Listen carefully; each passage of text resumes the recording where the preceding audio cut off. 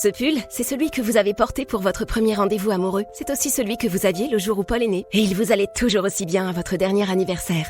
Mais ce matin, quand vous l'avez sorti de la machine, ce pull chéri, il avait perdu 10 tailles. Pour que votre pull fétiche continue de vous accompagner, confiez-le à 5 à Sec, l'expert textile qui prend soin de vos vêtements depuis 50 ans. Venez tester la différence. Apportez-nous 2 vêtements. Le nettoyage du 3e est offert jusqu'au 30 juin. 5 à Sec, comme neuf, plus longtemps. Voir conditions de l'offre dans les magasins participants. La Fabrique Audio présente La Petite Histoire. www.lafabriqueaudio.com. Allez dans votre salle de bain, allumez 2 bougies, fixez votre reflet et dites ceci: Bloody Mary, Bloody Mary, Bloody Mary. Tout le monde connaît donc ce fameux rituel de Bloody Mary devant le miroir. Certains l'ont tenté d'ailleurs, notamment quand ils étaient jeunes, pour se faire peur ou pour faire peur à d'autres personnes. Alors c'est un rituel qui diffère, évidemment, selon les époques ou les lieux dans le monde, mais quoi qu'il en soit, c'est une légende basée sur l'histoire sordide et surtout peut-être une histoire vraie. Alors, il y a eu beaucoup de récits différents. Certains disent que c'est la Vierge en personne qui voudrait de temps en temps rendre des visites en passant par ce miroir, ou alors encore la reine d'Angleterre, Marie Tudor, qui avait d'ailleurs comme surnom de son vivant Bloody Mary. Sympa la réputation, Alors moi je vais vous parler aujourd'hui d'une autre histoire, celle de Mary Bloodworth, une sorcière. Vous êtes maintenant ici, et quoi qu'il arrive, vous ne pouvez plus reculer. Salut tout le monde, bienvenue dans un nouvel épisode de La Petite Histoire du Paranormal, un épisode écrit et réalisé par Sébastien Girard, que j'ai le plaisir de vous narrer aujourd'hui. Vous nous retrouvez sur le www.lafabriqueaudio.com et puis sur l'ensemble des réseaux sociaux de La Petite Histoire. N'hésitez pas à nous écouter, mais aussi à nous partager et à nous commenter sur Twitter, Insta, Facebook et sur l'ensemble des plateformes de podcast. Et puis n'hésitez pas aussi à aller noter ce podcast sur Apple Podcast ou Spotify. Allez, direction les États-Unis. On est dans les années 1700. Mary Bloodworth vit donc dans une petite maison. Elle est au cœur d'une forêt non loin d'un petit village. Et elle est connue au village. Elle est connue parce qu'elle vend ses remèdes et ses plantes médicinales qu'elle confectionne elle-même, chez elle, directement, à la maison. C'est du fait maison. Les hommes aussi la connaissent bien parce que c'est une femme magnifique, Mary Bloodworth. Et tous les hommes sont fous d'elle dans le village. Et évidemment, les femmes du village, elles en sont jalouses de cette Mary. Un jour, les jeunes filles du village commencent à disparaître de manière étrange, les unes après les autres. Elles se volatilisent, sans réelle explication d'ailleurs. Alors les familles fouillent le village, elles retournent les alentours, elles vont dans les granges, elles vont même dans les forêts, mais malheureusement, aucune trace de ces filles. Toutes disparues. Alors il y a quelques personnes qui vont aller frapper à la porte de cette Mary. Elles veulent savoir, ces personnes, si Mary n'aurait pas vu les filles par hasard. Mais Mary leur répond que non. Elle n'a rien vu, elle ne sait rien.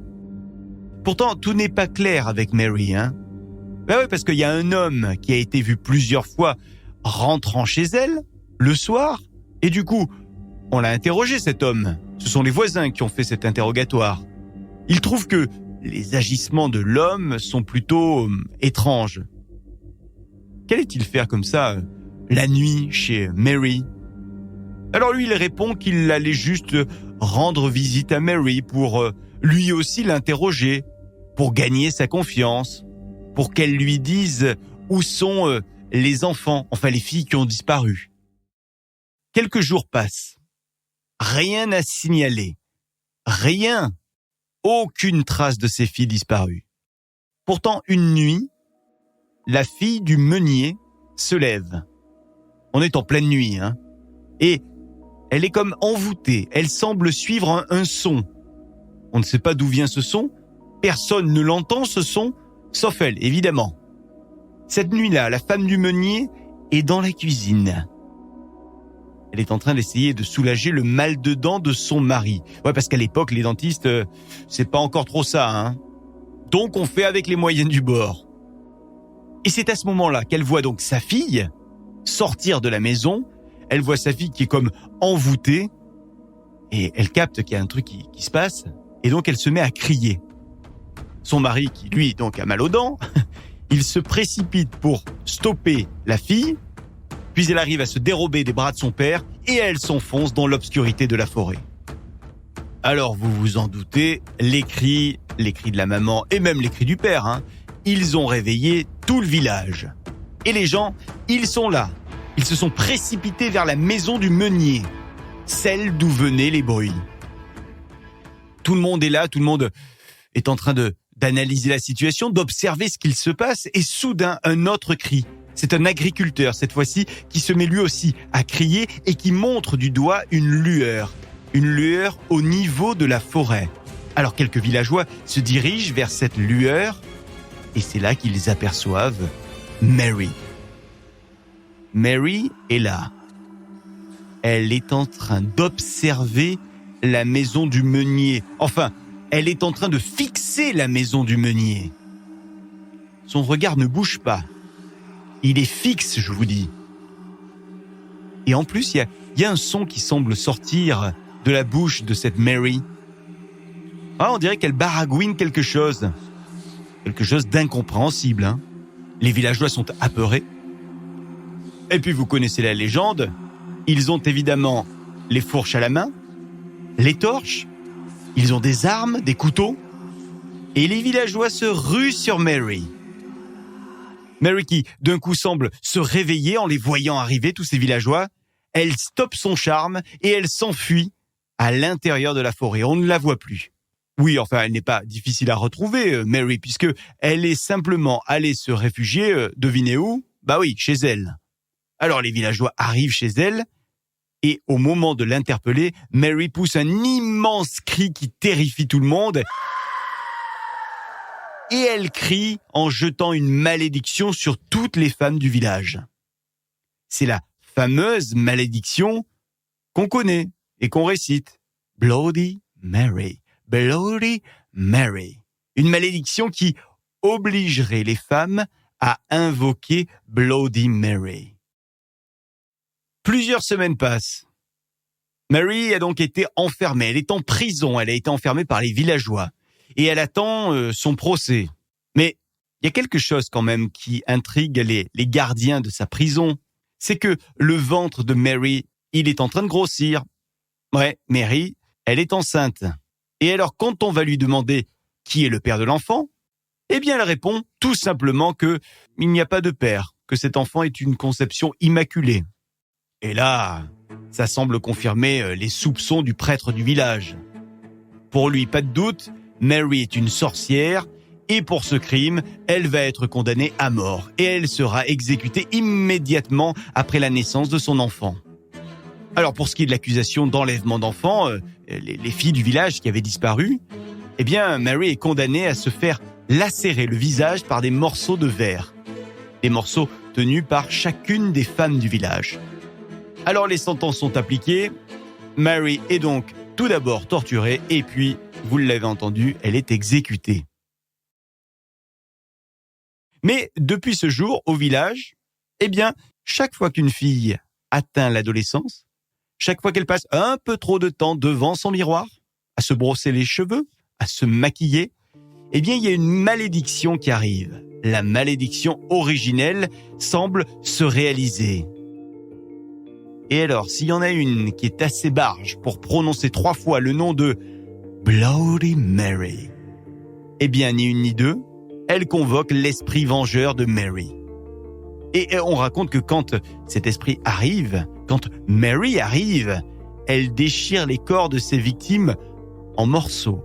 Et elle arracherait même les âmes des corps. Âmes qui seront ensuite condamnées à passer l'éternité piégées dans le fameux miroir maudit qu'il ne faut regarder en compagnie de Mary Bloodworth. Alors difficile de savoir le vrai du faux de la vie de Mary Bloodworth. À cette époque, beaucoup de femmes sont accusées de sorcellerie, vous le savez. C'était la fameuse période du procès de Salem. On pourra en parler d'ailleurs à l'occasion, qu'en dites-vous ? Quoi qu'il en soit, la notion d'âme piégée dans les miroirs remonte à une ancienne croyance. Il est coutume d'ailleurs par endroits, encore aujourd'hui, quand quelqu'un meurt, de recouvrir tous les miroirs pour éviter que son esprit s'y retrouve enfermé à jamais. Ah, avant de partir, faites attention si vous êtes à proximité d'un miroir dans l'obscurité totale.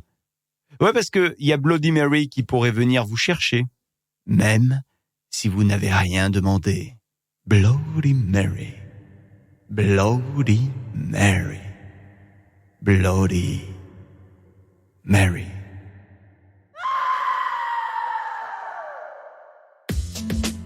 Voilà pour cette petite histoire que Sébastien Girard a eu le plaisir d'écrire, de réaliser également. Merci de l'avoir écouté. Si cet épisode vous a plu, une seule chose à faire, l'écouter évidemment, mais aussi le partager et le commenter sur les réseaux sociaux et les plateformes de podcast pour vos notes qu'on attend avec impatience. Merci de nous avoir écouté. La petite histoire revient dans 15 jours avec une petite histoire normale. Et la paranormale, c'est dans un mois. À plus. La Fabrique Audio présente La petite histoire.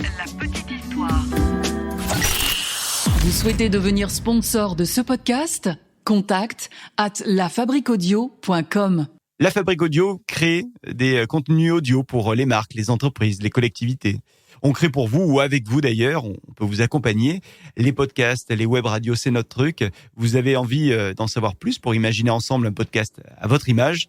N'hésitez pas à nous contacter par mail, contact@lafabriqueaudio.com, la fabrique avec un K. Tout savoir sur l'offre Hello Business de Hello Bank. Caroline Le Hérisset, directrice France de Hello Bank, quel est l'un des points forts de votre offre Hello Business pour les indépendants ? La Hello Team Pro, notre service client formé aux problématiques des indépendants. Vous savez, un indépendant doit pouvoir compter sur sa banque. Et joindre un conseiller par téléphone, ça peut changer beaucoup de choses. Et pour les détails, c'est sur hellobankpro.fr. Offre soumise à tarification et conditions d'éligibilité. Hello Bank est une marque de BNP Paribas 662 042 449 RCS Paris.